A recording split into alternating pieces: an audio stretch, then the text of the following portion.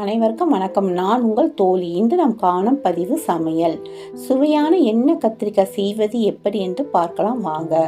ஸ்டவ்வில் ஒரு கடாய் வைத்து 2 தேக்கரண்டி எண்ணெய் விட்டு கத்திரிக்காய் 4 கீறி போட்டு கொஞ்சம் நிறம் மாற வரை வதக்கி எடுத்துக்குங்க. அந்த எண்ணெயில் 5 காஞ்ச மிளகாய், இஞ்சி 1 துண்டு, மல்லி 1 டீஸ்பூன், பூண்டு 4 பற்கள், சிறிய வெங்காயம் 10 அல்லது பெரிய வெங்காயம் 1, 1 டீஸ்பூன் மிளகு, 1 கைப்பிடி தேங்காய் துருள் வதக்கிக்குங்க. 1 டீஸ்பூன் ஜீரகம், 1 டீஸ்பூன் சோம்பு வதக்கி, வெங்காயம் 1, தக்காளி 2 நறுக்கி வதக்கிக்குங்க. மிளகாய்த்தூள் 1 டீஸ்பூன், தனியாத்தூள் 1 டீஸ்பூன், குழம்புத்தூள் 1 டீஸ்பூன், மஞ்சள் 1/4 டீஸ்பூன் சேர்த்து வதக்கி ஆறிய பிறகு பேஸ்ட் செய்து கொள்ளுங்க. ஸ்டவ்வில் ஒரு கடாய் வைத்து 2 தேக்கரண்டி எண்ணெய் விட்டு கடுகு, வெந்தயம், 2 காஞ்ச மிளகாய், கருவேப்பிலை, பூண்டு பல் 10 வதக்கி கத்திரிக்காய் வதக்கியது சேர்த்து அரைத்த பேஸ்ட் சேர்த்து தேவையான அளவு உப்பு சேர்த்து தண்ணி 1/2 டம்ளர் விட்டு மூடி கத்திரிக்காய் வேக விடுங்க. வெந்த பிறகு இறக்கிக்குங்க.